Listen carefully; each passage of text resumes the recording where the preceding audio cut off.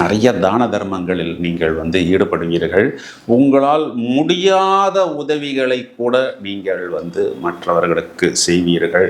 நிறைய இந்த கருணை, மற்றவர்களை வழிநடத்துவது, இந்த கைவிடப்பட்ட குழந்தைகளை எடுத்து அவர்களுக்கு ஒரு நல்லது செய்வது, இந்த மாதிரியெல்லாம் நான் நல்லது செய்கிறேன் அப்படின்னு மற்றவர்கள்ட்ட போய் சொல்லாமல் சைலண்டாகவே அதனை செய்து அதன் மூலம் ஒரு திருப்தி அடைவது, இதெல்லாம் வழக்கம் போல் இந்த வருடம் கொஞ்சம் வழக்கத்தை விட கூடுதலாகவே இருக்கும்.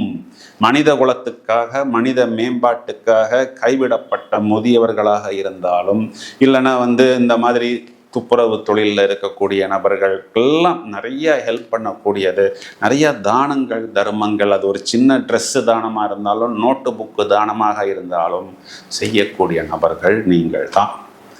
இப்போது உங்களுக்கு இந்த வருடத்தின் தொடக்கமே பிரமாதமாகத்தான் இருக்கிறது. இந்த உச்ச சுக்கிரன் உங்களுடன் சேரப்போகிறது, புதன் என்ற கிரகம் உங்களுடன் சேரப்போகிறது.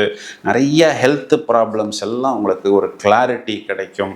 ஃபேமிலி லைஃப்பில் இருந்த அந்த சின்ன சின்ன சிக்கல்கள் எப்படி விலகும் அப்படின்னா, உங்களை மற்றவர்கள், ஃபேமிலி மெம்பர்ஸ் புரிந்து கொள்வார்கள்.